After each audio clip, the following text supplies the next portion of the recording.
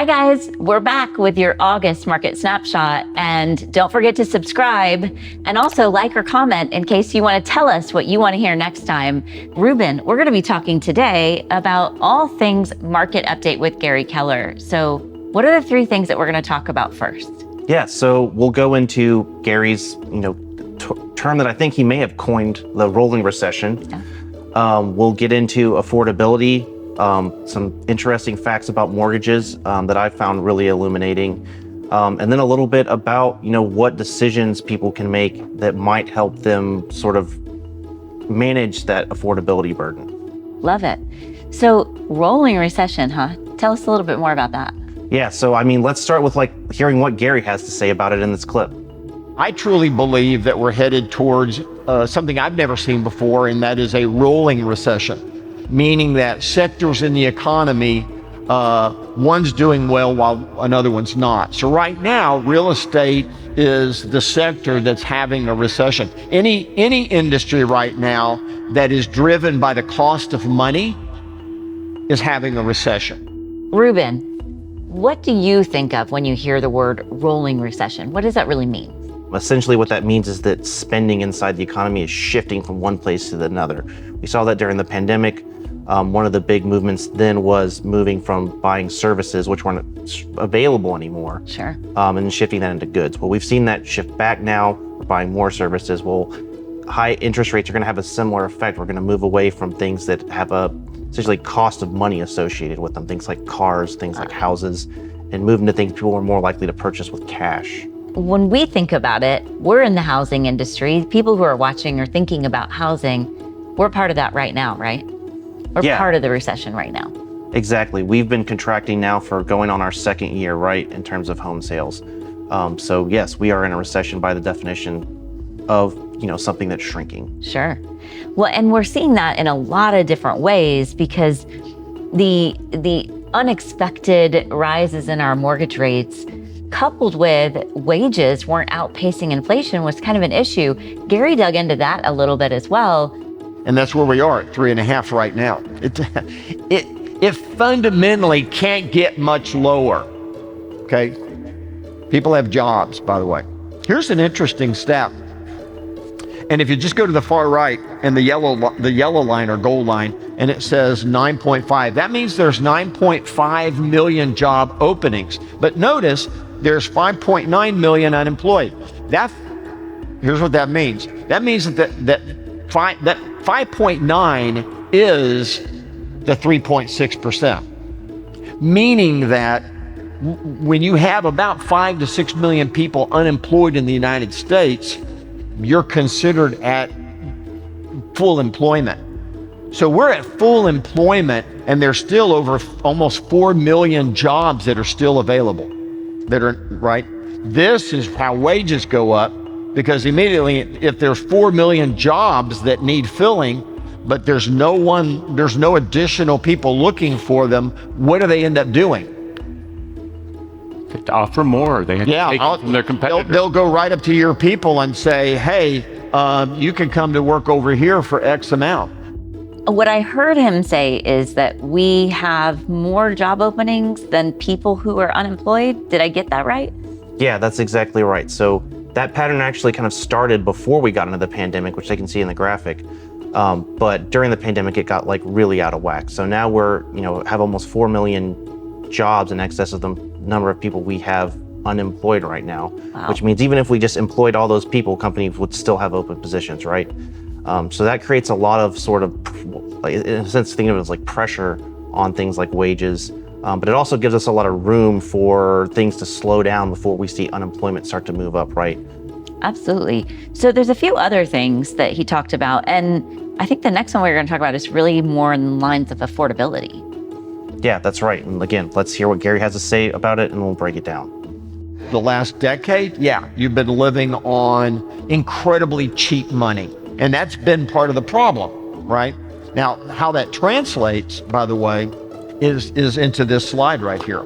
And that is, right, the price of a piece of real estate coupled with the cost of money creates what we call affordability. And so when we look at the affordability, it still only takes 29% of someone's income on average to finance their home, guys. Now, you'll look up and say, oh my God, 29%. When I got in real estate, it was like 50%. That's so crazy. And I thought that was normal. Yeah, and people say, I don't want to be house poor. Depends on where you are in life, to be candid with you.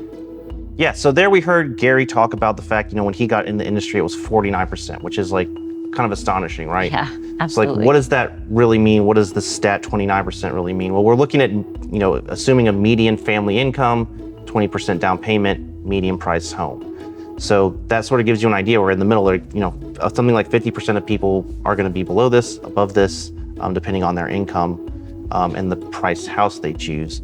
And we see the historical average of 27%, which we are above, right? So that does kind of point to the idea that things are a little less affordable than would be like normal. Right. And we also know that typically if you're getting a mortgage, somewhere around 36% of kind of a debt to income ratio is going to be where you're going to get capped out. So as we get closer to that, it's definitely going to feel, a little bit tighter. And one thing we can look at, Jen, is sort of what we dug up and what Gary has to say about the fact that, how mortgage rates are broken down right now is also playing into inventory and this sort of sense that things are unaffordable. So let's look at that clip really quickly. I'm walking around thinking this is horrible. This is not horrible. This is not horrible. It's only when you look back over the last 10 years, right?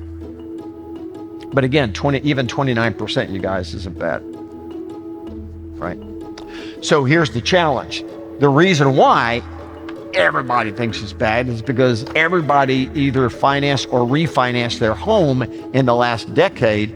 So 89% of all mortgages have rates of 5% or less, right? 32% are 3% or less. 27% is 3 to 3.5. You get the picture, right? There's only 4% that are at 6 to 7%. That's because they financed last year. What I'm taking away from this, when I'm talking to a client or a fellow realtor, we should be talking about the fact that, number one, we're not super far off of the average affordability to add housing into the mix.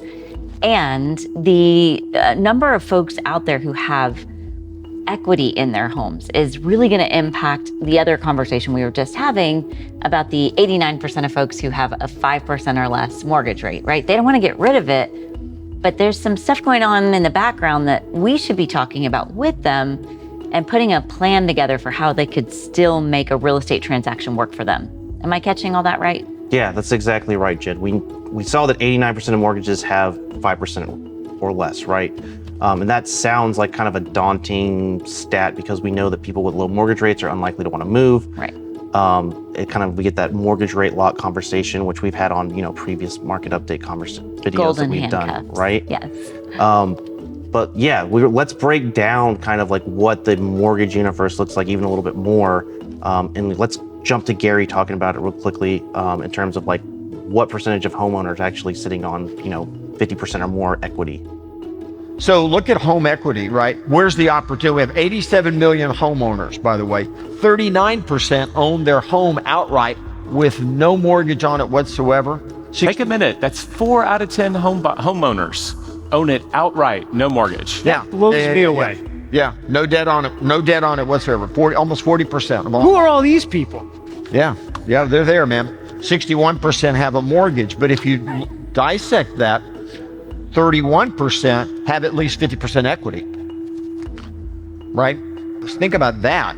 Literally 70% of all homeowners have at least 50% equity. 40% have no mortgage. They don't know what they're sitting on. One, they probably don't know how much equity. I think you made that point. And they don't know what that equity could do for them if they want to buy another house, regardless of interest rates. They have options that only we can educate them about. So, wow. I mean, over 70% of homeowners have more than 50% equity in their homes. That is phenomenal, right? I mean, it's good news. Right. I mean, I think it gives people more options. And I think, to me, and you can speak to this more, Jen, as a realtor, I suspect that a lot of these people don't understand that they have this much equity, right? Because the value of your home isn't something that's like reported to you and like written in stone at any given time. It's shifting with market conditions. So I think there's an opportunity for our industry to kind of help communicate this to people. Absolutely. So this is when a great realtor can sit down with a client and say, okay, this is what you owe, this is what your home is worth, and then this is how much equity you have that you can roll into the next purchase. So to the point that you were making earlier, that Gary was making, we don't have to stick to just the 20% guideline. You can avoid having a larger percentage of your home that's really working against you with that 7%-ish interest rate by putting more money down. So less money is affected by the interest rate, your payment's a little bit lower, maybe you're lower than that affordability index that we were talking about earlier too. So having that full conversation is really important to a buyer or a seller, especially a move-up buyer in this market.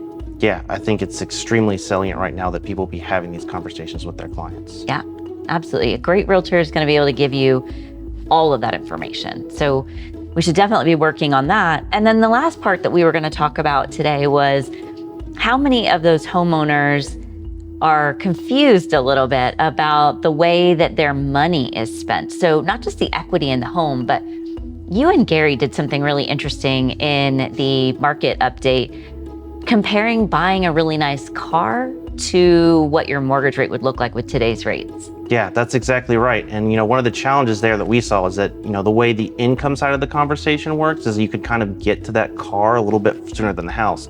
But we think that that's probably not a great idea. Let's hear what Gary kind of had to say about that. So this is just perspective, right? So let's just say you bought a $200,000 home in 2014, 20% down, 4% mortgage rate, and you own a truck you bought in 2015. Your mortgage payment is $1,597 a month. Your truck is paid off, right? So this is right. So let's say that you stayed in your home, but you decided to buy your dream car. So your budget home and your dream car. You keep your home the way it is, but you buy a 2022 Jeep Grand Wagoneer. They're great looking cars. By the way, that car payment is more than your mortgage payment. Now, when you see anyone driving a Jeep Wagoneer, you'll think about them differently, right? Take out the interest deduction, so your debt's $3,300. So your total spending debt is $3,300 a month. Everybody with me? Next slide.